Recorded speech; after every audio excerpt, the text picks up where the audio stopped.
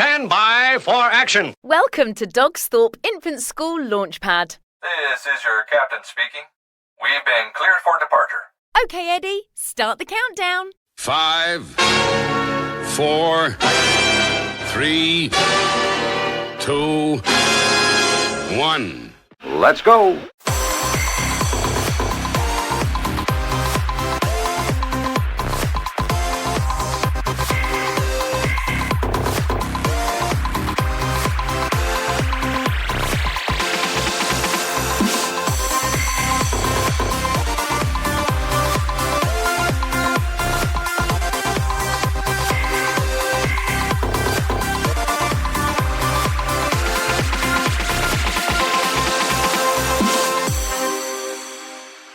Part of the Hampton Academies Trust. It's the school where stars go to dream, believe and shine. Now, we've got loads of guests waiting for you in season 4.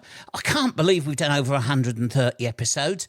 I can get demographics of people who listen from all around the world. I don't get your contact details, listeners. I don't know exactly who you are, but I get an idea of where you live in the world and how many times you visit. I also get all sorts of demographics about who listens to each particular episode, because it's fascinating to look at, because sometimes children listen in if it's about children's toys and things like that, or sometimes the adults listen in or the teachers listen in, and it varies from episode to episode, and rightfully so. But I wonder whether you can think what would be the most popular episode in all of the episodes that we've had. Well, I'll tell you. We had 2 ladies on from the National Literacy Trust, and they came on to talk about their work. And I want to say to our guests I'm going to introduce them in a moment. You are the most popular podcast in all of those 130 episodes. And I think that's probably because parents are very keen, and teachers and children are interested in books. They want to know. We have lots of authors on.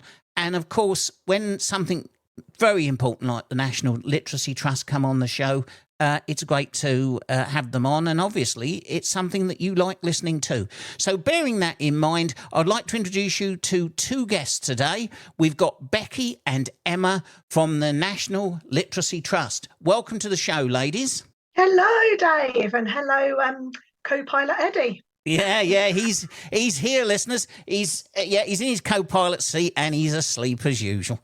He won't on Friday, children. He'll be back with you, and you'll be able to have a dance with him or give him his high fives.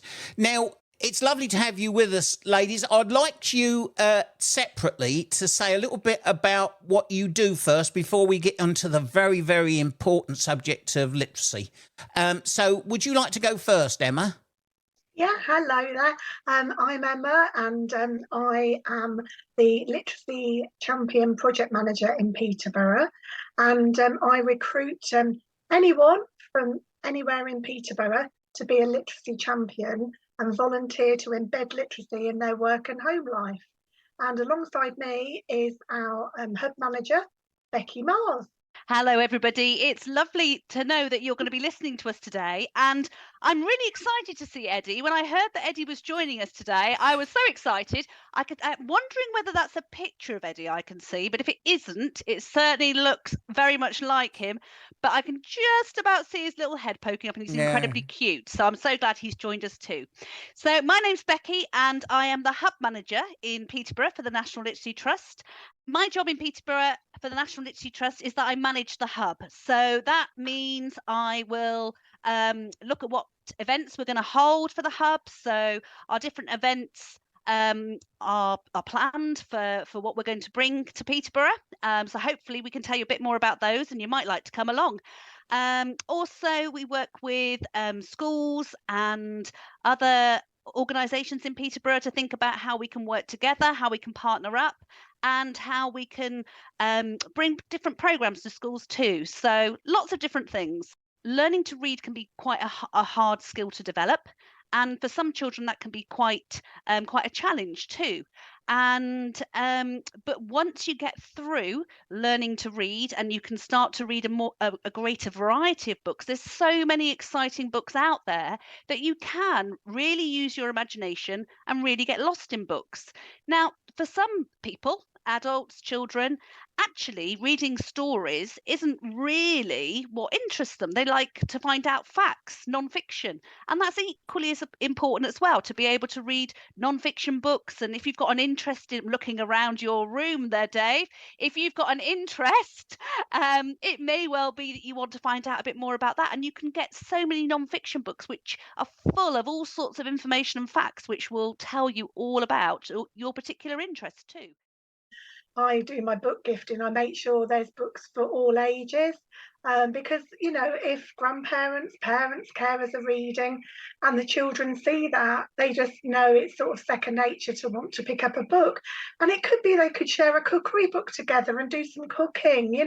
They're still reading audio books, graphic novels, anything really that interests that little one. I know when we book gift, sometimes the tiniest little person comes along and picks up a massive factual book on aeroplanes or helicopters or something, and I always say, oh no, take it, that's fine, but have this as well, and give them more an age appropriate. But they've obviously seen something they like about that book, so never discourage that. Go with it as long as it's appropriate, and then slip another book in that parents can read as well. But I think that is so important. If a child chooses something, let them go with it. What's the picture like across our city at the moment, across Peterborough?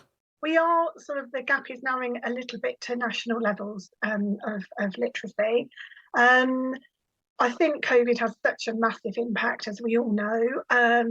And there's still a lot of work to do. The hub's been in Peterborough. This is our 10th year, our 10th anniversary. And there is an awful lot more to do. We've really changed how we work. In Peterborough, we've got 15 community bookshelves all over the city. There is a map on our Facebook page, and anyone can go along to these and get a free book. And then in settings like nursery or different settings across Peterborough, that's more of a closed setting, and there is 22 lending libraries. So we're trying to gift books to everybody. Obviously, our focus in Peterborough is still very much early years, school readiness, getting little ones ready for school, and we're out on our library bus doing that every month now. We've got an event, so there's still an awful lot to do, but it is changing. I think people are now wanting to come out more to events and see us in person. There's still a lot of author events that the National Literacy Trust put on as well, which is great for schools. So yeah, Becky, anything you want to add to that? It's an event which is going to be held at Central Park. So if you are in the Dogsthorpe area, not too far from you. Now, this event is particularly for children who are going to be starting school in September. But if you're in reception, or you or maybe even year one, actually, you'd probably quite enjoy it. And what we try and do with our work and with our events is think about how we can bring reading to life. And we're going to have an author at this event, so you can meet her and find out about her books and listen to her read her books. She's also an illustrator, so she illustrates her books as well, which is very lovely. Her name's Ellie Sandel. And we're also going to have a magician at this event too. And he has got a magic show called The Magic of Books, because books can be very magical. When you read a book and it takes you on a special journey somewhere, that can be quite magical when you're able to use your imagination in that way. So it may be that you might like to pop along to this event. We'll have some different activities happening in the park. So there'll be some art and craft activities. There'll be some scavenger hunt type activities where you can go round with your family, as well as the author and the magician. And I'm sure that you would have a really lovely day. It's the 28th of May if you want to come along to that. We have some other events planned as well, which are taking place over the bit closer to the summer holidays. Some of the events are for probably more Key Stage 2 children than early years and Key Stage 1. And we are also planning some sort of pop-up events in different areas as well. And a book pop-up basically is where we go along and we do some book gifting in that particular area. So it's an opportunity to sort of come along and see us and take home a free book, some resources. It might be a sort of an activity pack that you can do together. Well, there you go, listeners. You may not be anywhere near Peterborough. You may be listening around the world, but reading's still important wherever you live. But also, if you do live a bit closer, even if you live out on the fens, Peterborough's not that far away. Pop in and see these wonderful people, because they do so much tremendous work. Now, you hand out a lot of free books. You yourselves put on big events. Who pays for all of this? We are a charity, so we're a very lucky charity, because so many companies and organisations recognise how important literacy is, and they sponsor the work that we do through their charitable donations. So we have a number of publishers who will donate books to us, which is fantastic, because we in turn are then able to give those into the community where people need to have them. In terms of sort of the staff that work for the trust, in terms of the projects that we run, as I say, we are incredibly lucky to have some companies who obviously recognise the importance of literacy and want to make a difference through their support, and that's how the charity is able to run. You're going to be busy over the summer, are you, as you prepare for these new parents who are bringing their children to infant schools and to primary schools in September? Yeah, I mean, we link in with Bernardo's, who do locality events over the summer. We also do quite a bit with Cross Keys Homes, so we'll be popping up at probably the community garden and doing some book gifting there. But there is also a community bookshelf there, so if anyone does go along and visits Cross Keys garden, they can pick up a book. I think it's trying to get books out to our main focus is getting books out to those areas that need it the most. So for us, that sort of central area of Peterborough, Dogsthorpe and Westford and Ravensthorpe. So they're what we really focus on, and we sort of try to encourage, well, all those settings in those areas. We have our local bus events as well, where we dress up. Oh, we love a bit of dressing up. So we've done Elves on the Bus in Morton. We've done Bears on the Bus in Dogsthorpe. This week, we're doing Bunnies on the Bus in Westford and Ravensthorpe. And then we follow it up with Aliens on the Bus in Central and Ladybirds on the Bus Aliens on the Bus in Paston, Ladybirds on the Bus in Central. And then obviously, like Becky said, ending up with the festival in Central Park. So they're for settings, but we do try to drop in at the local library, because the library is a very big partner of the National Literacy Trust in Peterborough. And Alice, who some of your listeners will know, who comes into school and does rhyme time, story time, is just incredible. So I do urge you to join the library, visit the library, because we work very much in partnership with her. We've got lots of resources on our website, dreambelieveshine.co.uk or dogsthorpeinfants.org. Go on to there, have a look, go into the parents page or the children's page, and you'll see all the details about our local libraries. And if they've got an event on, we cover it. So, or if there's something that's connected to books at the museum, we'll cover that. So do always keep an eye on that page, listeners. Wherever you are in the world, have a look, because you might learn something, or you might get a local thing wherever you're living. You might get something, a link there. And also, all the things that we're talking about, they'll all be in the text of this podcast. So don't worry, if you want to find out about the events, they'll all be in the text of this podcast. You're just one click away from this amazing trust that does so much amazing work. I think in terms of starting school, children feeling confident about sort of starting and feeling positive about that will go a long way, because they need to feel secure about where they're going to. So as much familiarity as around getting to sort of know where they're going to go to is the key sort of to help that. So whether it's going along to events over the summer term, like a summer fair they might have, whether it's making sure they go to the transition visits, all those little opportunities will help. Maybe it's just going for a walk in the local area and passing by and talking about the school and the building, but supporting in that way. Now, when they start school, it is different to being at preschool, there are some things that will be new, and they're in a new place. They're going to be around new children, new adults, and that takes a bit of time to get used to.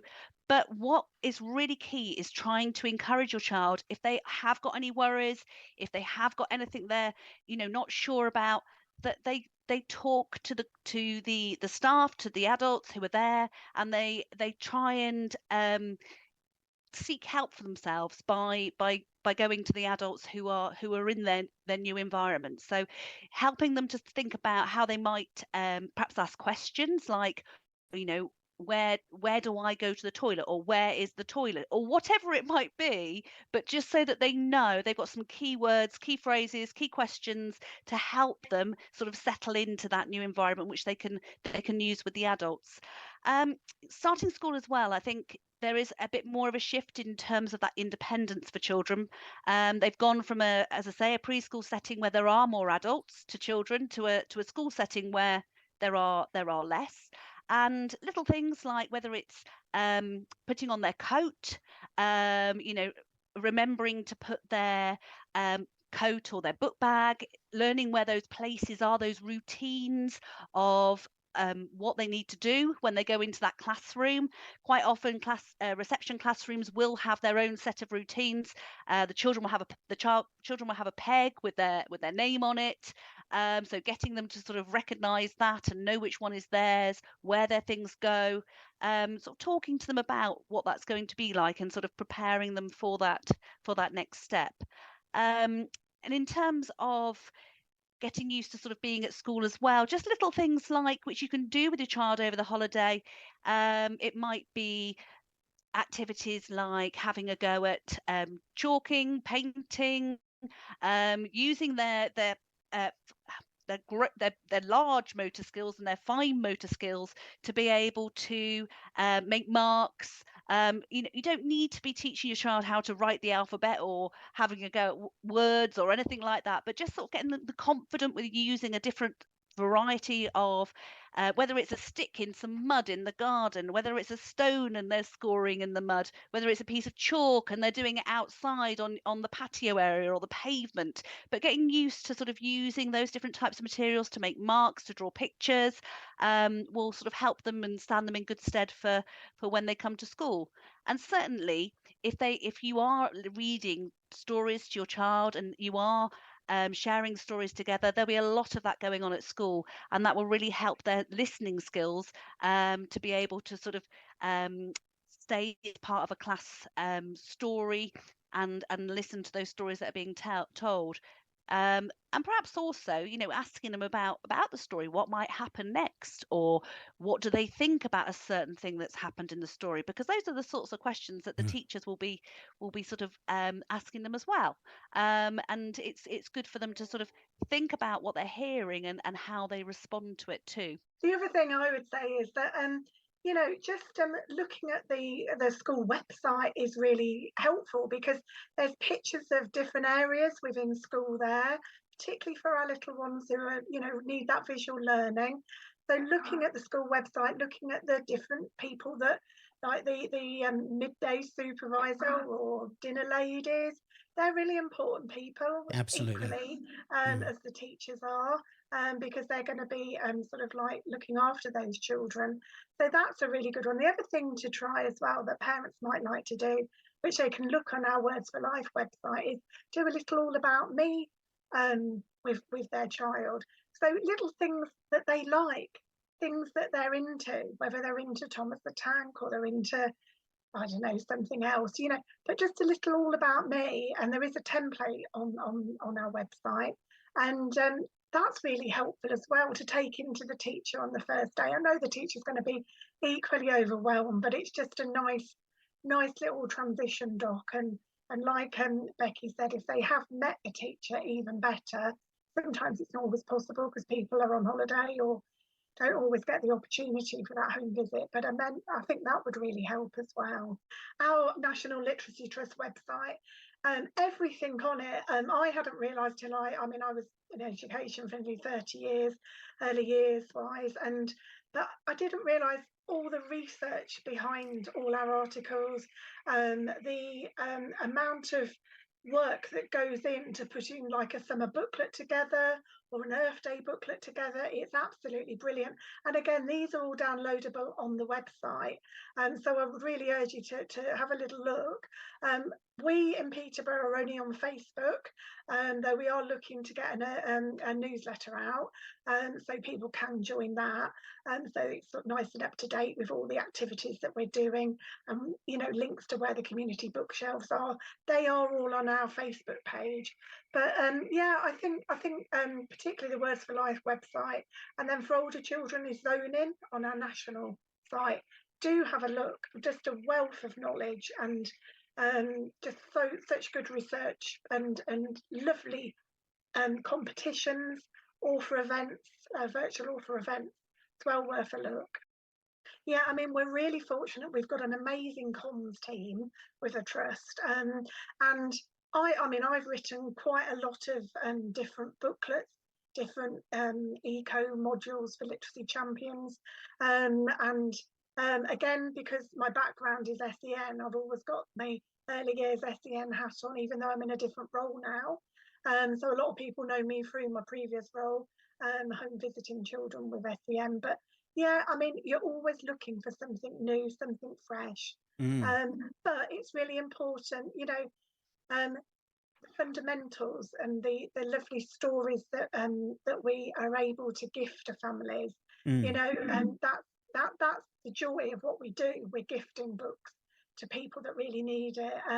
I know some of the comments, and some of my literacy champions do something called Look for a Book, where they hide a book in the community, and it's got a little card in it that just says you found a hidden book and what have you. The joy when you do that, and my literacy champions do that, for people to find a free book and read it and then re-hide it for somebody else to find. One of the benefits of our podcast is that when we get our authors on, they often send us their books, so we can then put them in the book nook, and so it's there for children. So the author who's on, now has now sent in books, and so the children can actually get their physical hands on the book and see what we're talking about. And there are a growing number of schools now that are getting podcasts, so you might want to think about using those as well. Hello to Fallbridge Academy, who I know just started their podcast. Hello, friends over there. Schools and the wonderful organisations and trusts and charities that to support you and what you do we've all got to keep working at it. We mustn't let things get stuck in the mud, because we've got to keep going. We've got to keep trying, because if not, there's going to be children who once again won't be able to read and write, and they're going to lead on to adults who can't read and write. And there are a few in Peterborough that we've got adults that can't read and write. Somehow they've got all the way through the school system and they've not learnt to write their name. Absolutely. I think, and if they've had a bad experience at school as well themselves. I mean, or they haven't been diagnosed maybe with dyslexia or a learning need of some sort. It's really, really tough. And then, when we're talking about getting those children prepared for school, you're getting those parents prepared for school, because schools now are very different to probably when they were there. I think it's more open, it's more approachable, I think giving them the confidence to ask and check out, so they don't then transfer, which is so easily done, their anxiety onto their child, really. It's so important, that transition. And so I would urge as much as you can do, getting that little one out, chatting to people. I mean, a few top tips really, when you're looking at a book, for example, let them hold it, let them turn the pages, use different voices yourself. Sometimes people feel silly with that, but it's absolutely fine to put on a a daft voice and immerse yourself and that child in the book. It's an absolute joy of a thing for your child to experience. So I think if you need any help, there is guidance. Again, come to us at an event and say, how do you do it? More than happy to have a conversation always with anybody about how that child and young person or adult can enjoy books. Really. You mentioned your website. Would you like to give the address? Because obviously the great thing about the internet is that it can be accessed anywhere in the world, and there may be other people who may not live anywhere near Peterborough who would like to visit the website and to get links locally. So what's the website? So it's Facebook. That's fb.com/Peterborough Literacy Trust. So that's for the Peterborough one. Then for the national literacytrust.org.uk/Peterborough. Ladies, thank you for your time today. You go to a meeting and Mrs. Waters is the chair, I understand. So I wouldn't want to upset the chair of one of your important groups. Otherwise, I wouldn't get my tea. Folks, thanks for joining us today. We'll be back soon with another Eddie's LaunchPads. Let's go.